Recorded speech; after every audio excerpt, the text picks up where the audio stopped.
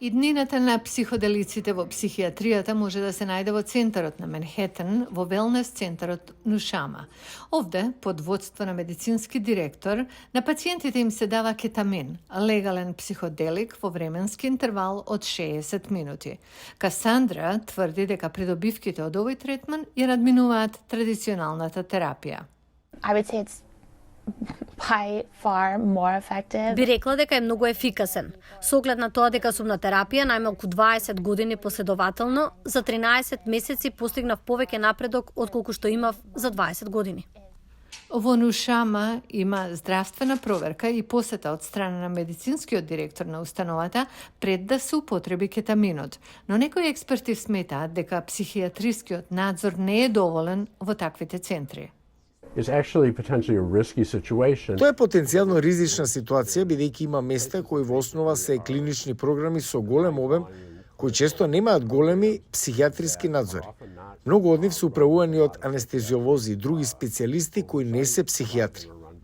Доктор Хелерстайн беше дел од една клиничка студија одобрена од Администрацијата за храна и лекови, која опфаќаше 34 пациенти со депресија, на кои им беше даден психоделичен псилоцибин, добиен од психоделични печурки како третман за нивната депресија.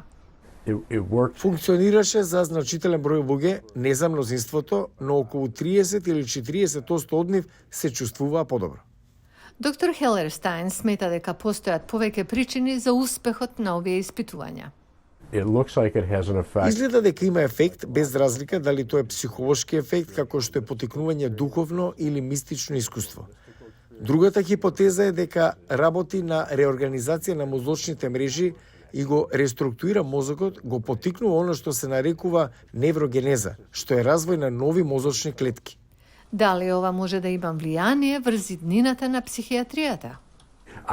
Не го гледам ова како крај на психијатријата, јас го гледам ова како класа на лекови кои ќе бидат додадени во нашиот пакет со алатки. Мислам дека постојат ризици кои треба да се проучат за да се увериме дека нема да им наштетат со земањето на овие лекови. Инвеститорите не го занемаруваат потенцијалниот пазар за компаниите кои произведуваат психоделични соединенија. Со оглед на тоа што Универзитетот Џонс Хопкинс проценува дека приближно 10% од возрастните американци на 18 години и постари страдаат од депресија, постои реален потенцијал да им се помогне на милиони луѓе.